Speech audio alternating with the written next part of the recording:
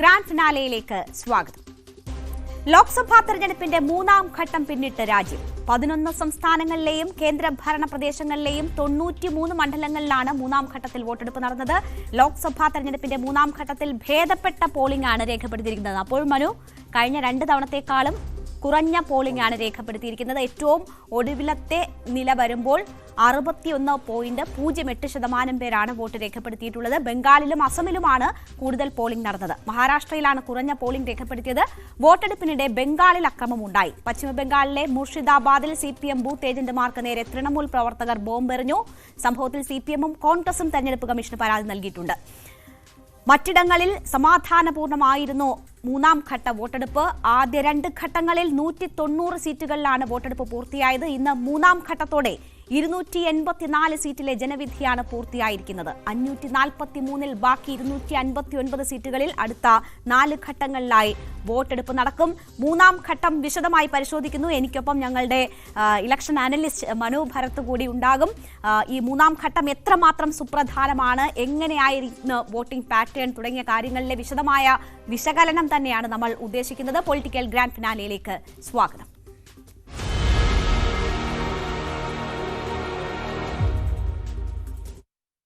Political Grand Finale, co-presented by Berger Paints, 100 years of trust. Educational partners, IBIS Group of Educational Institutions. ഇനി കണ്ണടച്ചല്ല, കണ്ണ് തുറന്ന് സ്വപ്നം കാണാം. IBIS-ലൂടെ Indian Institute of Commerce, Lakshya. Join Indian Institute of Commerce, ലക്ഷ്യ. 21ാം വയസ്സിൽ life is settle. And Jain deemed to be University, Kochi. Be the change, be the future with Jain deemed to be University, Kochi.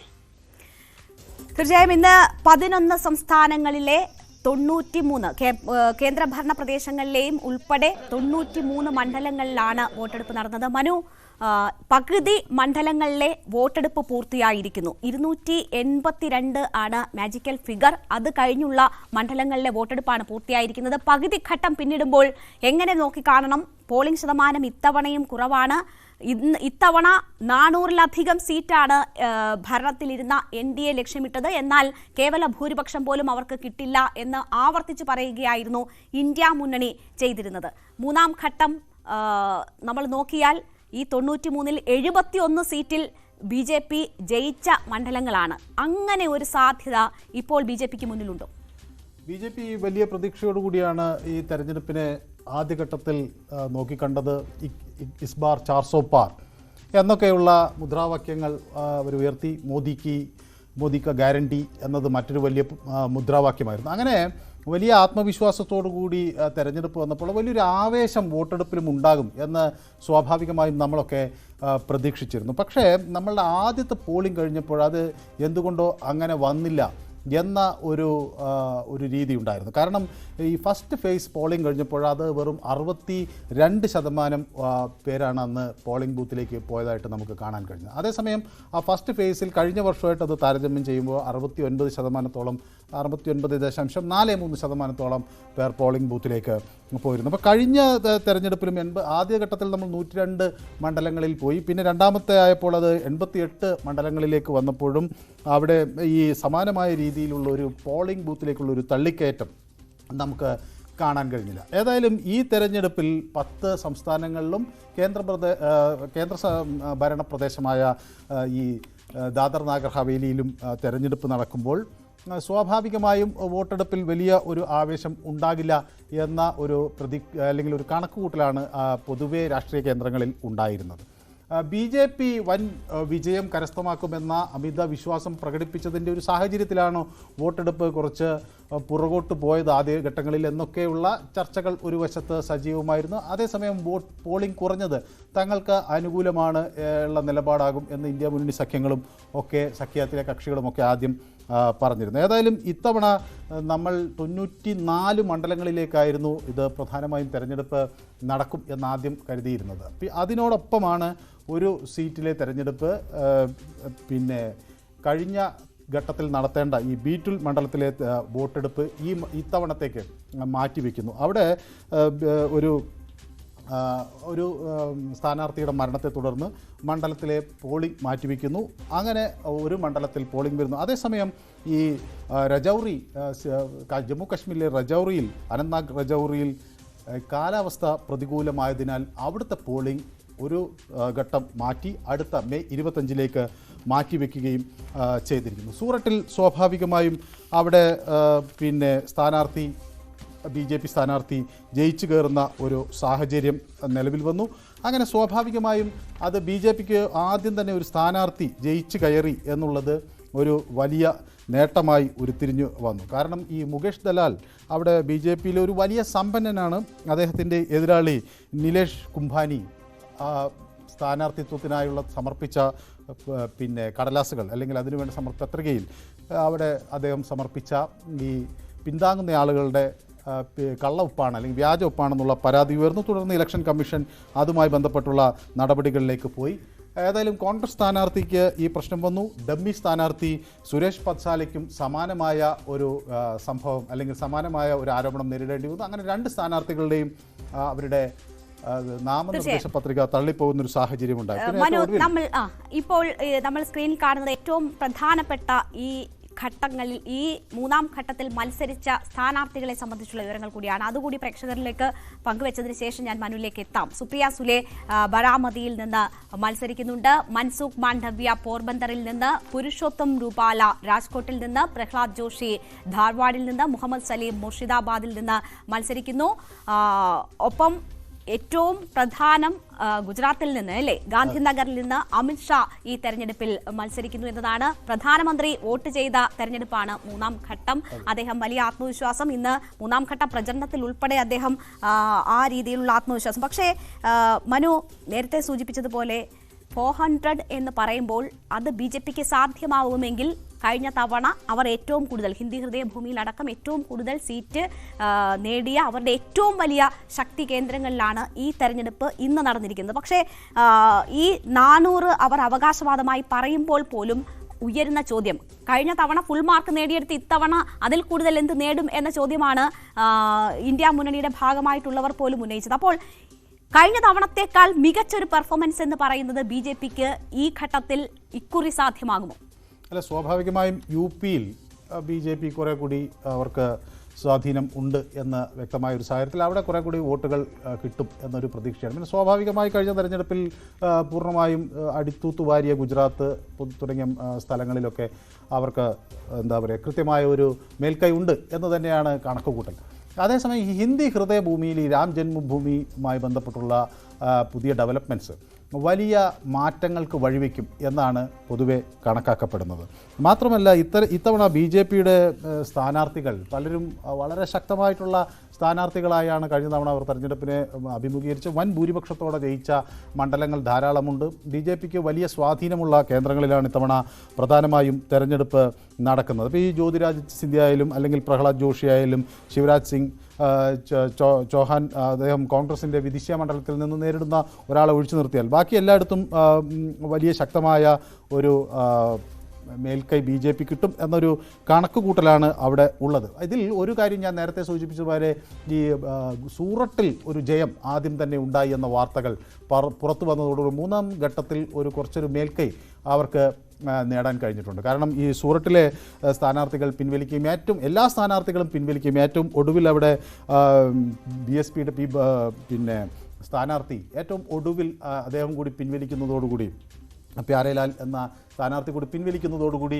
നമ്മുടെ സ്വാഭാവികമായും അവിടെ ഒരു മേൽക്കൈ കിട്ടിയത് അത് ഈ മൊത്തം തെരഞ്ഞെടുപ്പിൽ ഒരു ശക്തിയായി വരും എന്നതാണ് BJPയുടെ. പക്ഷേ ജയറാം രമേശ് ഉൾപ്പെടെയുള്ളവർ ഇന്ന് മൂന്നാം ഘട്ടം വോട്ടെടുപ്പ് നടക്കുമ്പോൾ ചൂണ്ടിക്കാട്ടിയ ഒരു കാര്യം, സൂററ്റ് ഇന്ത്യ മുന്നണിക്ക് അല്ലെങ്കിൽ കോൺഗ്രസിനോ ഒന്നും യാതൊരു സാധ്യതയും ഇല്ലാത്ത ഒരു മണ്ഡലമാണ്. അവിടെ പോലും NDA കോൺഗ്രസിനെ ഭയക്കുകയാണ്, ഇന്ത്യ മുന്നണിയെ ഭയക്കുകയാണ്. അതുകൊണ്ടാണ് ഈ രീതിയിലൊക്കെ ജനാധിപത്യത്തെ പോലും അട്ടിമറിക്കാനുള്ള ശ്രമങ്ങൾ സൂററ്റിൽ പോലും ഉണ്ടായത് എന്നതാണ് ജയറാം രമേശ് ഇന്ന് അദ്ദേഹത്തിന്റെ പ്രതികരണത്തിൽ പറഞ്ഞത്. നമുക്ക് ഓരോരോ സംസ്ഥാനങ്ങളായി കൂടി പരിശോധിക്കാം. മനു, ആദ്യം ഗുജറാത്തിലേക്ക് പോയാൽ അവിടെ ആകെ സീറ്റ് 26 2019 മുഴുവൻ സീറ്റിലും BJP ആണ് മത്സരിച്ചത്. നേരത്തെ മനു ഭരത് സൂചിപ്പിച്ചതുപോലെ മുഴുവൻ സീറ്റിലും BJP ജയിച്ച സംസ്ഥാനമാണ്, അവരുടെ ഏറ്റവും വലിയ ശക്തി കേന്ദ്രമാണ്. അവിടെ ഇത്തവണ വിവാദമായ വിഷയം നേരത്തെ മനു സൂചിപ്പിച്ചതുപോലെ സൂററ്റിലുണ്ടായ ഏകപക്ഷീയമായ വിജയമാണ്. അത് ജനാധിപത്യത്തെ വിലക്കെടുത്തതാണ് എന്ന തരത്തിൽ വലിയ രീതിയിൽ രാജ്യത്തുടനീളം ഉള്ള പ്രചരണത്തിന്റെ വിഷയമായി ഇന്ത്യ മുന്നണി അത് ഏറ്റെടുക്കുന്നു. മറ്റ് പ്രതിപക്ഷ പാർട്ടികൾ അത് ഏറ്റെടുക്കുന്നത് നമ്മൾ കണ്ടു. മറ്റൊന്ന്, പുരുഷോത്തം റുപാലയുടെ വിവാദ പരാമർശം അവിടെ ഉണ്ടാക്കിയിരിക്കുന്ന വലിയ രീതിയിലുള്ള പ്രശ്നങ്ങളാണ്. ക്ഷത്രിയ വിഭാഗത്തിൻ്റെയൊക്കെ വോട്ട് BJPയിൽ നിന്ന് അകലാൻ വിവാദ പരാമർശം ഇടവയ്ക്കും. അത് BJP ക്യാമ്പിനെ വലിയ രീതിയിൽ അവർക്ക് പ്രശ്നങ്ങൾ സൃഷ്ടിക്കുന്നു എന്ന തരത്തിൽ ഉള്ള കാര്യമാണ്. കോൺഗ്രസ് ആപ്പ് സഖ്യം അവിടെ നിലവിലുണ്ട് എന്നത് ഇന്ത്യ മുന്നണിയെ സംബന്ധിച്ച് പ്രതീക്ഷ നൽകുന്ന ഘടകമാണ്. കഴിഞ്ഞ തവണ അത്തരമൊരു സാധ്യത ഇല്ലായിരുന്നു, അത് ഇത്തവണ വരുന്നു എന്നത്. പിന്നാക്ക ന്യൂനപക്ഷ വോട്ട് ലക്ഷ്യം വെച്ചുകൊണ്ടാണ് ഇടതുമുന്നണിയുടെ ഇന്ത്യ മുന്നണിയുടെ ഭാഗമായിട്ടുള്ള ആപ്പും കോൺഗ്രസും അവിടെ ജനങ്ങളെ സമീപിച്ചിരിക്കുന്നത് എന്ന സാഹചര്യം. അപ്പോൾ മനു, ഈ വിധത്തിലുള്ള വിഷയങ്ങളാണ് ഈ വിവാദ പരാമർശവും സൂററ്റിലെ ജയവും ഒക്കെ BJPയെ പ്രതിരോധത്തിലാക്കാൻ പറ്റുന്ന വിഷയമായി ഇന്ത്യ മുന്നണി ഉപയോഗിക്കുമ്പോൾ അതൊക്കെ എങ്ങനെയായിരിക്കും മൂന്നാം ഘട്ടത്തിൽ പ്രതിഫലിക്കുക? അല്ല, ഇതിൽ ഇപ്പോൾ ഗുജറാത്തിൻ്റെ ഒരു സാഹചര്യം നമ്മൾ എടുത്ത് പരിശോധിക്കുകയാണെങ്കിൽ, ഗുജറാത്തിൽ ഇപ്പോൾ നമുക്കൊരു തർക്കത്തിന് വേണമെങ്കിൽ പറയാം ഇന്ത്യ മുന്നണിക്ക് ഒരു സാധ്യതയുമില്ലാത്ത സ്ഥലത്ത് അവിടെ BJP കോൺഗ്രസിനെ ഭയക്കുന്നു എന്നൊക്കെ. പക്ഷേ നോക്കൂ, അവിടുത്തെ ഒരു രാഷ്ട്രീയ സാഹചര്യം പക്ഷേ അങ്ങനെയാണോ സാധാരണക്കാർ മനസ്സിലാക്കുക? ഒരു സ്ഥാനാർത്ഥിക്ക് പിന്തുണ കൊടുക്കാൻ പോലും ആളില്ല. അത് ഒരു വലിയ ഒരു വീഴ്ചയായി തന്നെ കണക്കാക്കും. കാരണം ഒരു തെരഞ്ഞെടുപ്പിൽ ഒരു സ്ഥാനാർത്ഥി മത്സരിക്കുമ്പോൾ അയാളുടെ ഏറ്റവും വിശ്വസ്തനായ ആളെയാണ്, അല്ലെങ്കിൽ ആ പാർട്ടിയുടെ മറ്റൊരു പ്രധാനപ്പെട്ട ആളെയാണ് പിന്തുണ കൊടുക്കാനൊക്കെ ആയിട്ട് സാധാരണഗതിയിൽ നിയോഗിക്കുക. അപ്പോൾ അവരിൽ പോലും ഒരു വിശ്വാസമില്ല എന്നുള്ള ഒരു പ്രതീതിയാണ് പുറത്തു വരുന്നത്. മാത്രമല്ല, അവിടുത്തെ വർക്കിംഗ് പ്രസിഡന്റ് നേരത്തെ BJPയിൽ ചേർന്നു. അതുപോലെ പ്രമുഖരായ പല ആളുകളും പാർട്ടി വിടുന്നൊരു സാഹചര്യമുണ്ടായി. ഇതൊക്കെ ഗുജറാത്തിൽ കോൺഗ്രസിനെ സംബന്ധിച്ചിടത്തോളം വലിയ ഒരു അടി പറ്റിയിട്ടുണ്ട്. മാത്രമല്ല, ഈ ആപ്പ് സഖ്യം എന്നൊക്കെ പറഞ്ഞത് ഒരുപക്ഷെ നിയമസഭകളിൽ നമുക്ക് പലപ്പോഴും കാണാൻ കഴിയും. ഇപ്പോൾ ഈ അസംബ്ലിയിൽ 4 സീറ്റ് അവർ ജയിച്ചിരുന്നു. പക്ഷേ സാഹചര്യം എന്താണ്? 4 സീറ്റിൽ ജയിച്ച ഒരാൾ കുറച്ച് കഴിഞ്ഞപ്പോഴേക്കും പാർട്ടി മാറി BJPയിലേക്ക് എത്തുന്ന ഒരു സാഹചര്യമുണ്ടായി. കോൺഗ്രസിൻ്റെ സ്ഥാനാർത്ഥിയും BJPയിലേക്ക് വന്നു. അങ്ങനെ അവിടെ ഒരു BJP ആധിപത്യം, സർവാധിപത്യം എന്ന തരത്തിൽ തന്നെയാണ് ചിത്രങ്ങൾ വരുന്നത്. ഇപ്പോൾ നാഷണൽ മീഡിയ പോലും ഇതിൽ നടത്തിയിട്ടുള്ള ഒരു അനാലിസിസിൽ, അല്ലെങ്കിൽ ന്യൂസ് 18 ഗുജറാത്ത് നടത്തിയിട്ടുള്ള ഒരു അനാലിസിസിലൊക്കെ നമുക്ക് കാണാൻ കഴിയുന്നത് അവിടെ ഒരു 6-7 മണ്ഡലത്തിൽ മാത്രമേ ഒരു സ്റ്റിഫ് ഫൈറ്റ് ഉള്ളൂ എന്നതാണ് അതിലെ ഏറ്റവും രസകരമായ ഒരു കാര്യം. ഇപ്പോൾ നമ്മളിപ്പോൾ അതിലിപ്പോൾ ഇന്ന് വരുന്നത് ഇപ്പോൾ ഈ സുന്ദർ നഗറിൽ ഒരു മത്സരം പ്രതീക്ഷിക്കുന്നുണ്ട് ആളുകൾ. സുന്ദർ നഗറിൽ സ്വാഭാവികമായും അവിടെ പിന്നെ അവിടെ ഒരു പ്രാദേശിക പ്രശ്നമുണ്ട്. കാരണം അവിടുത്തെ ഒരു സമുദായം താൽപ്പടി കോലി എന്ന് പറയുന്ന ഒരു വിഭാഗത്തിന് വലിയ മേൽക്കൈയുള്ളൊരു സ്ഥലമാണ്.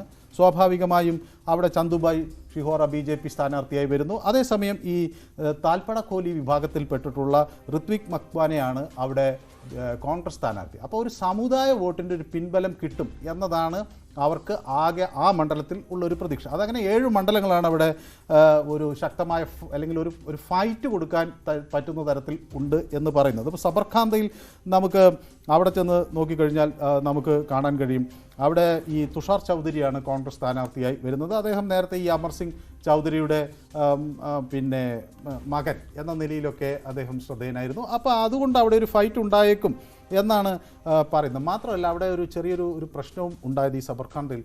അവിടെ നേരത്തെ ഉണ്ടായിരുന്ന ഈ ബിക്കാജി താക്കൂർ എന്ന് പറയുന്ന ഒരു സ്ഥാനാർത്ഥിയുടെ പേരായിരുന്നു അത് ആദ്യഘട്ടത്തിൽ ഉയർന്നു വന്നത്. പക്ഷേ അദ്ദേഹത്തിൻ്റെ ഒരു പേരിൽ ചില പ്രശ്നങ്ങളുണ്ടെന്ന് അങ്ങനെയൊക്കെയുള്ള ചില ആരോപണങ്ങളൊക്കെ അല്ലെങ്കിൽ വിവാദങ്ങളൊക്കെ പൊങ്ങി വരികയും അദ്ദേഹത്തെ മാറ്റി BJP ശോഭന ബെന്നിനെ അവിടെ സ്ഥാനാർത്ഥിയായി പ്രഖ്യാപിക്കുകയും ചെയ്തു. അപ്പോൾ അതിലുണ്ടായ ഒരു ആശയക്കുഴപ്പം ഒരു പക്ഷേ മറ്റേ തുഷാർ ചൗധരിക്ക് വിജയം സമ്മാനിച്ചേക്കാം, അല്ലെങ്കിൽ അവരൊരു ഫൈറ്റ് കൊടുക്കാൻ വരുത്തുന്നു എന്നൊരു അനാലിസിസ് ആണുള്ളത്. ഇപ്പോൾ ബാനസക്തയിലായാലും അവിടെ ഇതേപോലെ ഗനീബൻ താക്കൂർ കോൺഗ്രസ് സ്ഥാനാർത്ഥിയാകുമ്പോൾ വലിയൊരു ശക്തമായ സ്ഥാനാർത്ഥി എന്ന നിലയിൽ അവരെ പറയുന്നുണ്ട്.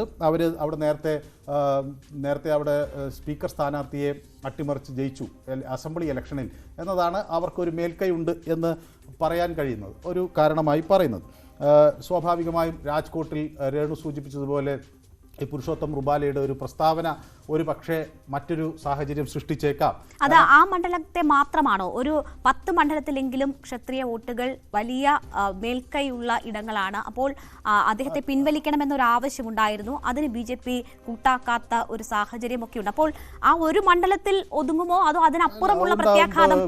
രാജ്കോട്ടിൽ മാത്രമല്ല, ജാംനഗറിൽ, അത് പക്ഷേ ഈ ഘട്ടത്തിലല്ല, എന്നാലും ജാംനഗറിൽ ഒരു പക്ഷേ കുറച്ച് അവർക്കൊരു സ്വാധീനമുണ്ട്. പക്ഷേ അവിടെ നമ്മളിപ്പോൾ ഞാൻ ഗുജറാത്ത് ഇലക്ഷനിലൊക്കെ കവർ ചെയ്യാൻ ചെല്ലുമ്പോഴൊക്കെ നമുക്ക് കാണാൻ കഴിയുന്നത് വലിയൊരു സംഘടനാ സംവിധാനമാണ് BJPക്ക് അവിടെയുള്ളത്. തെരഞ്ഞെടുപ്പിൻ്റെ ആ പോളിംഗ് ബൂത്തിലേക്ക് കയറുന്ന ഒരു ഘട്ടത്തിൽ തന്നെ പ്രവർത്തകർ അണിനിരന്ന് നിന്ന് ഭാരത് മാതാ കി ജയ് എന്നൊക്കെ വിളിച്ച് അവർക്ക് അനുകൂലമായൊരു ഒരു മാനസിക അന്തരീക്ഷം കൂടി അവിടെ സൃഷ്ടിച്ചെടുക്കുന്നു. അപ്പോൾ സാധാരണ പോളിംഗ് ബൂത്തിലേക്ക് പോകുമ്പോൾ മുദ്രാവാക്യങ്ങളൊന്നും വിളിക്കാറില്ല മറ്റൊരിടത്തും. പക്ഷേ ഇവിടെ ഒരു രാജ്യസ്നേഹ പ്രകടനം എന്ന തരത്തിലാണ് ഭാരത് മാതാ കി ജയ് എന്നൊക്കെ വിളിക്കുമ്പോഴും അത് സ്വാഭാവികം അവരൊക്കെ BJPക്കാരാണെന്ന് നമുക്ക് ഒറ്റ ദൃഷ്ടിയാൽ മനസ്സിലാകുന്നു.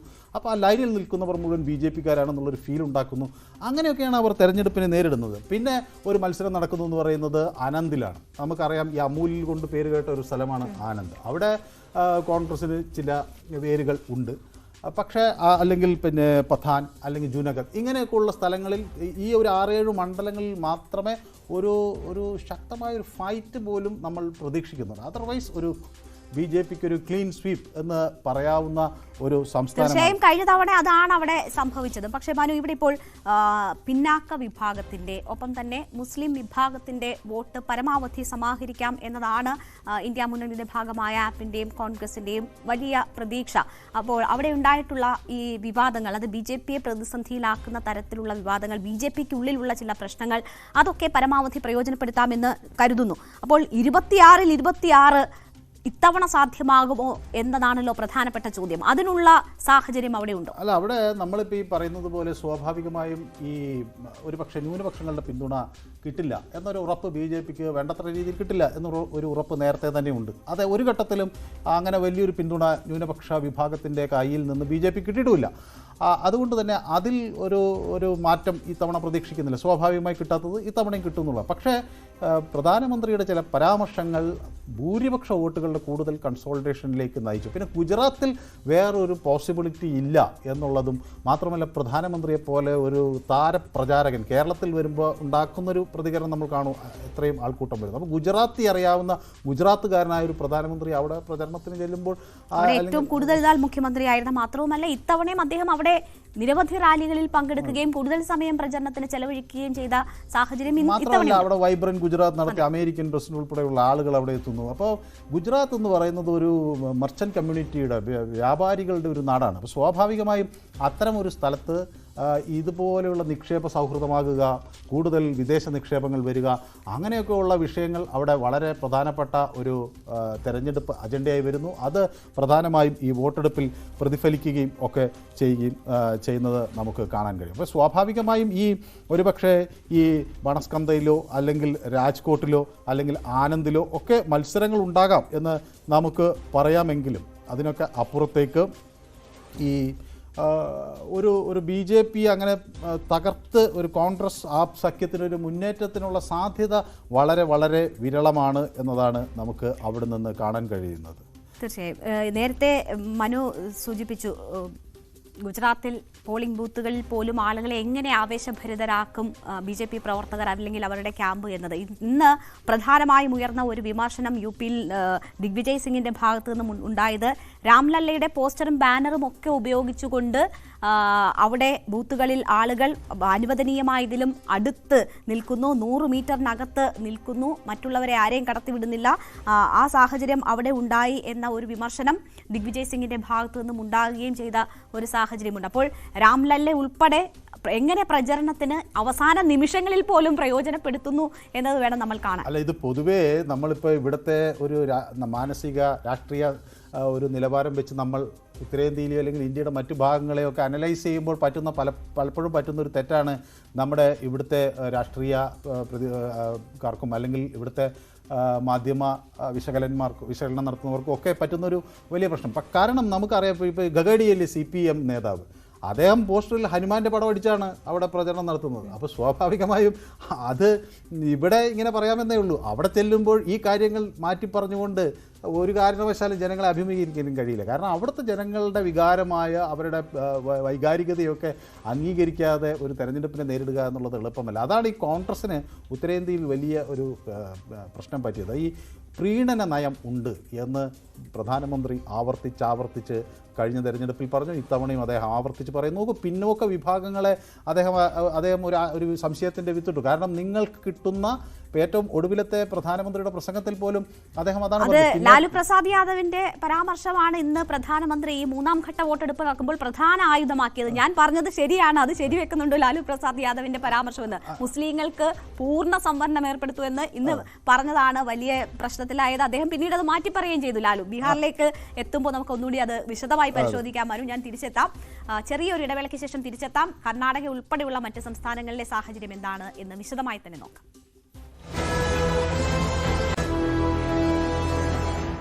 പൊളിറ്റിക്കൽ ഗ്രാൻഡ് ഫിനാലെയിലേക്ക് വീണ്ടും സ്വാഗതം. കർണാടകയിലെ സാഹചര്യങ്ങൾ പരിശോധിച്ചാൽ കർണാടകയിൽ രണ്ടാം ഘട്ട വോട്ടെടുപ്പാണ് ഇന്ന് നടന്നത്. 14 മണ്ഡലങ്ങളിലേക്കായിരുന്നു ഇന്ന് വോട്ടെടുപ്പ് നടന്നത്. ആകെ 28 സീറ്റാണ് കർണാടകയിൽ. കേരളത്തിനൊപ്പമാണ് ആദ്യഘട്ട വോട്ടെടുപ്പ് അവിടെ നടന്നത് 14 ഇടങ്ങളിൽ. ഇന്ന് ബാക്കിയുള്ള 14 മണ്ഡലങ്ങളിലാണ് വോട്ടെടുപ്പ് നടന്നത്. 2019 25 സീറ്റിലും BJP ആണ് ഉണ്ടായിരുന്നത്. ഇത്തവണ BJPക്കൊപ്പം സഖ്യത്തിന് JDS ഉണ്ട്. കഴിഞ്ഞ തവണ JDS മറുഭാഗത്തായിരുന്നു. പക്ഷേ ലൈംഗിക ആരോപണം വലിയ തിരിച്ചടിയായി മാറിയിരിക്കുകയാണ് BJP JDS സഖ്യത്തിന് കർണാടകയിൽ. രണ്ടാം ഘട്ടത്തിന് മുൻപ് HD രേവണ്ണയുടെ അറസ്റ്റ് ഉണ്ടായിരുന്നു. ലിംഗായത്ത് മഠാധിപതിയുടെ പ്രതിഷേധം അവിടെ വലിയ രീതിയിൽ ചർച്ചയായിട്ടുണ്ട്. അതേസമയം ജനക്ഷേമ നടപടികളിൽ പ്രതീക്ഷയർപ്പിച്ചാണ് കോൺഗ്രസ് കർണാടകയിൽ നീങ്ങുന്നത്. അവരുടെ സംസ്ഥാന സർക്കാരുകൾ ചെയ്ത ക്ഷേമ പ്രവർത്തനങ്ങൾ അതിൽ ജനങ്ങളിൽ എത്തിച്ചു. അതിന്റെ ഒരാനുകൂല്യം ലോക്സഭാ തെരഞ്ഞെടുപ്പിലും ഉണ്ടാകുമെന്ന് കോൺഗ്രസ് ഉറച്ചു വിശ്വസിക്കുന്ന ഇടമാണ് കർണാടക.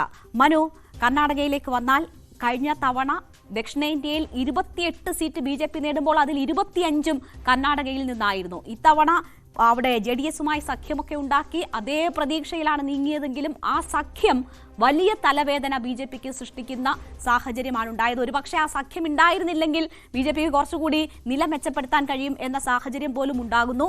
എങ്ങനെയായിരിക്കും രേവണ്ണയ്ക്കെതിരായിട്ടുള്ള പ്രജ്വൽ രേവണ്ണയ്ക്കെതിരായിട്ടുള്ള ആ ലൈംഗിക ആരോപണം BJPയെ അവിടെ തിരിച്ചടിക്കുക?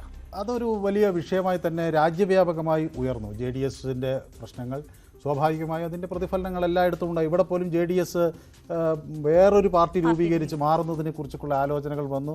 പക്ഷേ രസകരമായ ഒട്ടനവധി സംഭവങ്ങൾ തെരഞ്ഞെടുപ്പിൻ്റെ ഭാഗമായി ഒക്കെ വന്നു. അപ്പോൾ നമുക്കറിയാം, നമ്മുടെ ഇവിടുത്തെ മന്ത്രി K കൃഷ്ണൻകുട്ടിയുടെ പടം അവിടെ മഞ്ജുനാഥ് അവിടെ NDA സ്ഥാനാർത്ഥി എന്ന നിലയിൽ അദ്ദേഹത്തിൻ്റെ മാത്യു ടി തോമസിൻ്റെയൊക്കെ പടം പ്രചരണത്തിന് ഉപയോഗിച്ചു എന്നൊക്കെ പറഞ്ഞ് വളരെ രസകരമായ വാക്കുകളൊക്കെ വന്നിരുന്നു. ഏതായാലും ഇപ്പോൾ ഈ തെരഞ്ഞെടുപ്പ് നടന്നിട്ടുള്ള 14 സീറ്റുകൾ, ഇപ്പോൾ ചിക്കോടി ആയിക്കോട്ടെ, ബെൽഗാം അല്ലെങ്കിൽ ബാഗൽകോട്ട് ആയിക്കോട്ടെ, ബിജാപൂർ, ഗുൽബർഗ, ഇവിടെയൊക്കെ BJPക്ക് ഈ ഹവേരി ആയിക്കോട്ടെ, അവിടെയൊക്കെ BJPക്ക് നല്ല സ്വാധീനമുള്ള മേഖലയാണ്. പ്രത്യേകിച്ച് ഈ ഉത്തർ കർണാടക, ദേവനഗരി, ഷിംല, ഇവിടെയൊക്കെ ഷിമോഗ, ഇവിടെയെല്ലാം BJPക്ക് നല്ലൊരു ബേസ്, ഒരു സ്ട്രെങ്ത് ഉള്ള മണ്ഡലങ്ങളാണ് ഇത്തവണ തെരഞ്ഞെടുപ്പിലേക്ക് പോയിട്ടുള്ള. കഴിഞ്ഞ തവണ വൻ ഭൂരിപക്ഷത്തിൽ ജയിച്ചിട്ടൊക്കെ ഉള്ള മണ്ഡലങ്ങളുമാണ്. അപ്പോൾ സ്വാഭാവികമായും അവിടെ ഈ ഇപ്പോൾ നമ്മുടെ ബൊമ്മൈ അല്ലെങ്കിൽ BJPയുടെ ബെൽഗാമിൽ നിന്നുള്ള സ്ഥാനാർത്ഥി ജഗദീഷ് ഷട്ടർ, അപ്പോൾ ഇവരൊക്കെ അവിടുത്തെ ഒരു പോപ്പുലർ ലീഡേഴ്സാണ്. ബസവരാജ് ബൊമ്മൈ എന്ന് പറയുന്നത് നമുക്ക് അറിയാം, BJPയുടെ ഒരു ഫേസാണ് അവിടെയുള്ളത്. ബെൽഗാമിലാണ് ജഗദീഷ് ഷട്ടാറാണ് മത്സരിക്കുന്നത്. ജഗദീഷ് ഷട്ടാർ പാർട്ടി വിട്ടുപോയി തിരിച്ചു വന്നു. അതൊക്കെ ഏത് തരത്തിൽ ബാധിക്കും എന്നത് നമുക്കിനി നോക്കിക്കാണാനുണ്ട്. ധാർവാർ മണ്ഡലത്തിൽ പ്രഹ്ലാദ് ജോഷി അവിടെ തെരഞ്ഞെടുപ്പ് നേരിടുന്നുണ്ട്. ബീദാറിലും വലിയ ഒരു പ്രശ്നം BJPക്ക് വരാൻ സാധ്യത. അവിടെ ഭഗവന്ത് കുമാറാണ് BJP സ്ഥാനാർത്ഥിയായി അവിടെ നേരിടുന്നത്. ശിവമൊഗ്ഗയിൽ ഈശ്വരപ്പ അത് ഒരു പ്രശ്നമാകാം. മാത്രമല്ല അവിടെ പക്ഷേ കർണാടകയുടെ വലിയ BJPയുടെ ഒരു ശക്തി കേന്ദ്രം എന്ന് വിശ്വസിക്കുന്ന, അല്ലെങ്കിൽ ശക്തൻ എന്ന് വിശ്വസിക്കുന്ന മുൻ മുഖ്യമന്ത്രിയുടെ മകനാണല്ലോ അവിടെ എതിരാളിയായി വരുന്നത്. അപ്പോൾ സ്വാഭാവികമായി അവിടെ ജയിക്കാൻ കഴിയും എന്നൊരു പ്രതീക്ഷയിലാണ് BJP. പക്ഷേ ഈ പറഞ്ഞ പ്രശ്നങ്ങളൊക്കെ വരാം. മോദിയുടെ പേര് പറഞ്ഞു തന്നെയാണ് ഈശ്വരപ്പയും വോട്ട് പിടിക്കുന്നത്.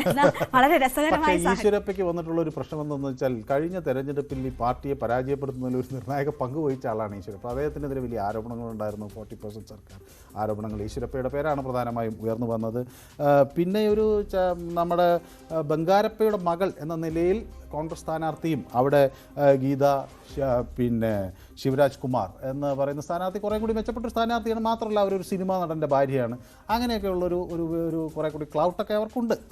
പക്ഷേ ഞാൻ ഗുജറാത്തിൽ പറഞ്ഞ കോൺഫിഡൻസ് ഒരു പക്ഷേ കർണാടകയിൽ അത്രമാത്രം നമുക്ക് BJPക്ക് പാടില്ല എന്ന് ഞാൻ കരുതുന്നു. കാരണം ഗുജറാത്തിൽ അവിടെ BJPക്ക് ഒരു വലിയ സംഘടനാ സംവിധാനമുണ്ട്, കോൺഗ്രസിന് അത്രയും പക്ഷേ ഇവിടെ അങ്ങനെയല്ല. കർണാടകയിൽ ആ സാഹചര്യം മാറിയിരിക്കുന്നു. കർണാടകയിൽ കഴിഞ്ഞ അസംബ്ലി തെരഞ്ഞെടുപ്പോടുകൂടി നമുക്ക് കാണാൻ കഴിയുന്ന വലിയൊരു കോൺഗ്രസ് എന്തൂസിയാസം ശക്തമായി വന്നിരിക്കുന്നു. DK ശിവകുമാറിന്റെ നേതൃത്വത്തിൽ ആ സംഘടനാ ശക്തി അവിടെ കർണാടകയിൽ അവകാശപ്പെടാൻ പറ്റുന്നത് കോൺഗ്രസിനുണ്ട്. അപ്പോൾ സ്വാഭാവികമായും അവിടെ DK ശിവകുമാറിന്റെ നേതൃത്വത്തിൽ ഒരു കോൺഗ്രസ് പ്രവർത്തകരുടെ ഒരു കൂട്ടായ്മ ഉരുത്തിരിഞ്ഞു വന്നിട്ടുണ്ട്. പിന്നെ ഈ തെരഞ്ഞെടുപ്പിലൊക്കെ വരുമ്പോൾ പ്രത്യേകിച്ച് കേരളത്തിന് പുറത്തേക്ക് പോയാൽ നമുക്ക് കാണാൻ കഴിയുന്ന അവിടെ പണം ഒരു വലിയ ഫാക്ടറാണ്. അപ്പോൾ തെരഞ്ഞെടുപ്പ് പ്രചരണത്തിനുള്ള പണം ഫണ്ട് ചെയ്യാൻ പലയിടങ്ങളിലും കോൺഗ്രസിന് ഗുജറാത്തിലൊന്നും കഴിയുന്നില്ല. പക്ഷേ കർണാടകയിലെ സാഹചര്യം അതല്ല. DK ഒരു വലിയ ഫണ്ട് റൈസറാണ്. അദ്ദേഹം ഈ തെരഞ്ഞെടുപ്പിൽ മുന്നിൽ നിന്ന് ഈ പാർട്ടിയെ നയിച്ച ഘട്ടത്തിൽ നമുക്ക് കാണാൻ കഴിഞ്ഞു അവിടെ പണത്തിനൊരു വലിയ പ്രശ്നം ഉണ്ടായിരുന്നില്ല. ഒരു ആത്മവിശ്വാസമുള്ള പ്രവർത്തകരുടെ ഒരു കൂട്ടായ്മ ഉണ്ടായിരുന്നു. അങ്ങനെ എല്ലായിടത്തും അവർക്ക് കോൺഗ്രസിൻ്റെ മെഷീനറി ചലിപ്പിക്കാൻ കഴിയുന്ന ഒരു സാഹചര്യം അവിടെ ഉണ്ടായിരുന്നു. പക്ഷേ ഈ 14 കേന്ദ്രങ്ങൾ ഇപ്പോൾ ഈ തെരഞ്ഞെടുപ്പിൻ്റെ രണ്ടാം ഘട്ടത്തിൽ അതായത് കർണാടകയിലെ രണ്ടാം ഘട്ടവും നമ്മുടെ മൊത്തത്തിൽ നോക്കും മൂന്നാം ഘട്ടവും വരുന്നത് ഈ തെരഞ്ഞെടുപ്പിൽ BJP ശക്തി കേന്ദ്രങ്ങളിലാണ് തെരഞ്ഞെടുപ്പ് നടക്കുന്നത് എന്നതിൻ്റെ ഒരു ചെറിയൊരു ആശ്വാസം മാത്രമേ അവർക്കുള്ളൂ. അതിനപ്പുറത്തേക്ക് ഒരു പക്ഷേ അവിടെ ചില മാറ്റങ്ങൾ ഉണ്ടാകാം.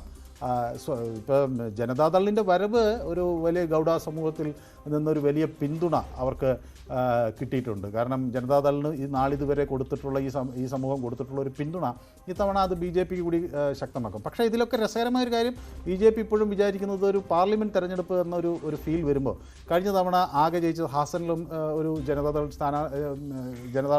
ഹാസനിൽ ഇത്തവണ പ്രജ്വൽ രേവണ്ണ തെരഞ്ഞെടുപ്പ് കഴിഞ്ഞപ്പോൾ സ്ഥലം വിട്ടു. പ്രജ്വല് സേഫ് ആവുകയും ചെയ്തു. അതിനുശേഷം വന്ന മണ്ഡലങ്ങളുടെയാണ് അത് ബാധിക്കാനിരിക്കുന്നത് വന്നിട്ടുള്ളത്. അപ്പോൾ കഴിഞ്ഞ തവണ ഈ അവർക്ക് ഒരു ശക്തി ഇത്രയും ഒരു തരംഗത്തിനിടയിലും അവർ ജയിച്ചൊരു മണ്ഡലമാണ് ഹാസൻ. അത് കഴിഞ്ഞാൽ പിന്നെയുള്ള മാണ്ടിയിൽ സുമലതയായിരുന്നു. സുമലത സ്വാഭാവികമായും BJP ക്യാമ്പിലേക്ക് എത്തുകയും ചെയ്തിട്ടുണ്ട്. അപ്പോൾ അവർക്കിപ്പോൾ ഒരു പ്രതിയോഗി ഇല്ല എന്നുള്ളൊരു കോൺഫിഡൻസോട് കൂടിയാണ് അവർ അസംബ്ലി തെരഞ്ഞെടുപ്പിന് നേരിട്ട് അവിടെ തിരിച്ചടി കിട്ടി. അപ്പോൾ അതുകൊണ്ട് തന്നെ ഇത്തവണ കുറേ കൂടി അവിടെ നമുക്ക് അങ്ങനെ ഒരു പ്രഡിക്റ്റബിളായ ഒരു സിറ്റുവേഷൻ അല്ല. പക്ഷേ അമ്പെ പരാജയപ്പെട്ടു പോകുന്നൊരു സാഹചര്യം മനു അവിടെ നമ്മൾ നോക്കിയാൽ തെക്കൻ കേരളം ഒരു ടാർഗറ്റ് ആക്കിക്കൊണ്ടായിരുന്നു പ്രധാനമന്ത്രി കഴിഞ്ഞ കുറേ മാസങ്ങളായി ലോക്സഭാ തെരഞ്ഞെടുപ്പിന്റെ ഒരുക്കങ്ങൾ മുഴുവൻ നടത്തിയിരുന്നത്. അദ്ദേഹത്തിന്റെ ഓരോ സന്ദർശനവും തെക്കേ ഇന്ത്യ കേന്ദ്രീകരിച്ചുകൊണ്ടായിരുന്നു. അതിൽ പ്രധാനമായും തമിഴ്നാടുണ്ട്, തെലങ്കാനയുണ്ട്, ആന്ധ്രയുണ്ട്. അങ്ങനെയൊക്കെ വരുമ്പോൾ പോലും കർണാടകത്തിൽ എന്താണ് സാഹചര്യം? ഒരു പക്ഷേ കഴിഞ്ഞ തവണത്തേക്കാൾ കുറവ് സീറ്റുകളിലേക്ക് BJP ചുരുങ്ങാനുള്ള സാഹചര്യം എന്ന് തന്നെ പറഞ്ഞ് നമുക്ക് അവസാനിപ്പിക്കാം. അല്ല, അത് സ്വാഭാവികമായും ഈ വിഷയങ്ങളൊക്കെ പിന്നെ പൊന്തി വരും. ഇപ്പോൾ BY രാഘവേന്ദ്രയ്ക്ക് സീറ്റ് കൊടുത്തത് ഒരു പക്ഷേ ഈ തെരഞ്ഞെടുപ്പിൽ അത് പുറകോട്ട് പോയാൽ അത് അവരുടെ പൊളിറ്റിക്കൽ ഫ്യൂച്ചറിനെ രാഘവേന്ദ്രയുടെ പിന്നെ പൊളിറ്റിക്കൽ ഫ്യൂച്ചറിനെ അത് ബാധിച്ചേക്കാം. മാത്രമല്ല BJP ഇപ്പോൾ വലിയൊരു ട്രസ്റ്റ് വെച്ചിരിക്കുന്നത് യെദ്യൂരപ്പയുടെ അണികളിലൊക്കെ വെച്ചിരിക്കുന്ന ആ ഒരു വിശ്വാസം ചിലപ്പോൾ പുറകോട്ട് പോകാനൊക്കെ ഉള്ള ഒരു സാഹചര്യം ഉണ്ടായേക്കാം. പക്ഷേ അതിനൊക്കെ അപ്പുറത്തേക്ക് വളരെ ശക്തമായൊരു മത്സരം കാഴ്ചവെക്കാൻ അവർക്ക് തുടക്കത്തിൽ കഴിഞ്ഞിട്ടുണ്ട്. പക്ഷേ അത് ഒടുക്കത്തിൽ നിലനിർത്താൻ ആയിട്ടുണ്ടോ എന്ന ചോദ്യം അവിടെ ശക്തമായി ഉയരുകയാണ്. അത് ഈ മറ്റ് കുറേ ഫാക്ടേഴ്സ് കൂടി അവിടെ നമ്മൾ കണക്കാക്കേണ്ടതുണ്ട്. ഏതായാലും BJPയുടെ ഒരു പൊതുപ്രതീക്ഷ എത്ര തന്നെ വോട്ട് കുറഞ്ഞാലും പരാജയത്തിലേക്ക് വരാനുള്ള സാധ്യത ഇല്ലാത്ത മണ്ഡലങ്ങളാണ് ഇനി വരാൻ. ഇപ്പം ഞാൻ പറഞ്ഞ നമ്മളിപ്പോൾ ഈ തെരഞ്ഞെടുപ്പ് നേരിട്ട ഉത്തർഖണ്ഡ് ആയിക്കോട്ടെ, അല്ലെങ്കിൽ ദേവനാഗരി ആയിക്കോട്ടെ, അല്ലെങ്കിൽ ഷിമോഗ ആയിക്കോട്ടെ, ഇവിടെയെല്ലാം ബെൽഗാം ആയിക്കോട്ടെ, ബിദാർ ആയിക്കോട്ടെ, ബാഗൽകോട്ട് ആയിക്കോട്ടെ, അവിടെയൊക്കെ അവർക്ക് ഒരു സ്ട്രോങ് വോട്ട് ബേസ് ഉണ്ട് എന്നൊരു പ്രതീക്ഷ തന്നെയാണ്. തീർച്ചയായും അപ്പോൾ പോലും ദക്ഷിണേന്ത്യയിൽ ഇന്ത്യ സഖ്യം ഏറ്റവും കൂടുതൽ പ്രതീക്ഷ വെക്കുന്ന സംസ്ഥാനമാണ് കർണാടക എന്ന കാര്യത്തിൽ സംശയമില്ല. അവർക്ക് ആ നിലയിലുള്ള ആത്മവിശ്വാസം കർണാടകയെ സംബന്ധിച്ചുണ്ട്. എന്തായാലും അവിടെയും പ്രധാനമന്ത്രി ഓപ്പറേഷൻ സൗത്ത് എന്ന രീതിയിൽ അദ്ദേഹത്തിന്റെ പ്രചരണം നടത്തുമ്പോഴും അദ്ദേഹം ഗുൽബർഗയിൽ പോയിരുന്നു. അപ്പോൾ ഗുൽബർഗ നമുക്കറിയാം, നേരത്തെ മല്ലികാർജുൻ ഖാർഗെയുടെ ഒരു മണ്ഡലമാണ്. കൽബുർഗി എന്ന് പറഞ്ഞ പ്രദേശം ഉൾപ്പെട്ടതാണ് ഗുൽബർഗ. അപ്പോൾ സ്വാഭാവികമായും അവിടെയൊക്കെ പ്രധാനമന്ത്രി അവിടെ ചെല്ലുമ്പോൾ അങ്ങനെ പ്രധാനപ്പെട്ട ആളുകളെ ലക്ഷ്യമിട്ട് പരാജയപ്പെടുത്തുക എന്ന അർത്ഥത്തിലാണ് അവിടെ. ഇത്തവണ വളരെ വൈകാരികമായിട്ടാണ് ഖാർഗെ പറഞ്ഞത്. എന്നോട് സ്നേഹം ഉണ്ടെങ്കിൽ നിങ്ങൾ വോട്ട് ചെയ്യണമെന്ന് വളരെ വൈകാരികമായി അപേക്ഷിക്കുന്ന നിലയിലാണ് അദ്ദേഹം. കഴിഞ്ഞ തവണ പരാജയപ്പെട്ടതിന് ശേഷം അവിടെ അദ്ദേഹത്തിന്റെ മകളുടെ ഭർത്താവ് മരുമകന് വേണ്ടി വോട്ട് അഭ്യർത്ഥിച്ചത് വളരെ വൈകാരികമായിട്ടാണ് എന്നത് കൂടിയുണ്ട്. എന്തായാലും ആ മണ്ഡലം ഉൾപ്പെടെയാണ് ഇന്ന് വിധി എഴുതിയിരിക്കുന്നത്. ബി.ജെ.പിയെ സംബന്ധിച്ച് അവർക്ക് കഴിഞ്ഞ തവണ തെക്കേ ഇന്ത്യയിൽ ലഭിച്ച ഭൂരിഭാഗം സീറ്റുകളും കർണാടകയിൽ നിന്നായിരുന്നു. പക്ഷെ അത് നിലനിർത്താനാകുമോ എന്നതാണ് ഇത്തവണത്തെ ഏറ്റവും വലിയ ചോദ്യചിഹ്നമായി അവിടെ അവശേഷിക്കുന്നത്. നമുക്കിനി ബംഗാളിലേക്ക് കൂടി പോകണം. ബംഗാളിന്റെ നില പരിശോധിച്ചാൽ ആകെ 42 സീറ്റ് ഉള്ള ബംഗാൾ മൂന്നാം ഘട്ട വോട്ടെടുപ്പായിരുന്നു ഇന്ന്. 4 സീറ്റിലാണ് ഇന്ന് വോട്ടെടുപ്പ് നടന്നത്. CPM കോൺഗ്രസ് ധാരണയുണ്ട് എന്നതാണ് മുൻ വർഷങ്ങളെ അപേക്ഷിച്ച് ഇത്തവണത്തെ ഏറ്റവും വലിയ പ്രത്യേകത. CPM കോൺഗ്രസ് ധാരണയിലാണ് അവിടെ മത്സരം നടക്കുന്നത്. പൗരത്വ ഭേദഗതി നിയമം പ്രധാന ചർച്ചയായ തെരഞ്ഞെടുപ്പ് കൂടിയാണ്. സന്ദേശ് ഖലിയും അഴിമതിയുമാണ് BJP പ്രധാനമായും അവിടെ ചർച്ചയാക്കിയിരിക്കുന്നത്. മനു, അവിടെ കോൺഗ്രസിന്റെ സഹായത്തോടു കൂടി CPM മത്സരിക്കുന്നു. കേരള തെരഞ്ഞെടുപ്പിൽ ഉൾപ്പെടെ ഏറ്റവും പ്രധാന ചർച്ചയായതാണ്. മുഖ്യമന്ത്രി വിദേശ പര്യടനത്തിന് പോയിരിക്കുകയാണ്. എന്തുകൊണ്ട് ഇന്ത്യ മുന്നണിയുടെ ഭാഗമായിട്ട് മുന്നിൽ നിന്ന് നയിക്കുന്ന നേതാവെന്നൊക്കെ അവകാശപ്പെട്ടിട്ടും വോട്ട് പിടിക്കാൻ പോയില്ല തുടങ്ങിയ ചോദ്യങ്ങൾ നിരവധിയാണ്. കോൺഗ്രസിന്റെ പിന്തുണയോടുകൂടി സംസ്ഥാന സെക്രട്ടറി അവിടെ മുർഷിദാബാദിൽ ജയിക്കാനുള്ള സാധ്യതയുണ്ട്. അതെ, മുഹമ്മദ് സലീം വളരെ ഡൗൺ ടു എർത്ത് ആയിട്ടുള്ള ഒരു തൊഴിലാളി നേതാവാണ്. അദ്ദേഹത്തിന് വലിയ ഒരു രാഷ്ട്രീയ നേതാവ് എന്ന നിലയിൽ വലിയ കരുത്തൊക്കെ ഉണ്ട്.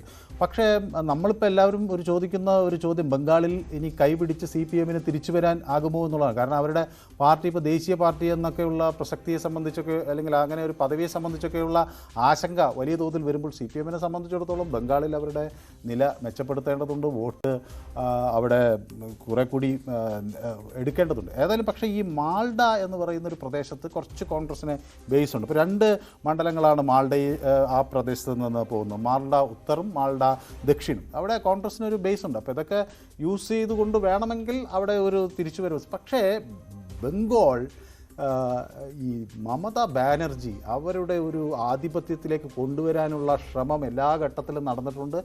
അത് മമത എന്ന് പറയുന്നത് അടിക്കടി, ഷടനോട് ഷാഠ്യം, അങ്ങനെയുള്ള ഒരു കരുത്തുറ്റ നിലപാടുള്ള ഒരാളാണ്. അപ്പോൾ സ്വാഭാവികമായും അവരെ അങ്ങനെ എളുപ്പത്തിൽ ഒരു തെരഞ്ഞെടുപ്പ് പ്രക്രിയയിൽ അങ്ങനെ വാദിച്ചോ തർക്കിച്ചോ ഒക്കെ പരാജയപ്പെടുത്താൻ കഴിയില്ല. അതിനപ്പുറത്തേക്ക് അവർ പ്രവർത്തകർക്കിടയിൽ വലിയ ആവേശവും ഒക്കെ പകരാനൊക്കെ കഴിയുന്ന ഒരാളാണ്. അപ്പോൾ സ്വാഭാവികമായും ഇത്തവണ ആ ആത്മവിശ്വാസം കഴിഞ്ഞ തവണത്തേതുപോലെ ഒന്നും മമതാ ബാനർജിയിൽ ഇല്ല എന്നാണ് സാഹചര്യങ്ങൾ സൂചിപ്പിക്കുന്നത്. വളരെ പ്രധാനപ്പെട്ട ഒരു വിഷയമാണ്.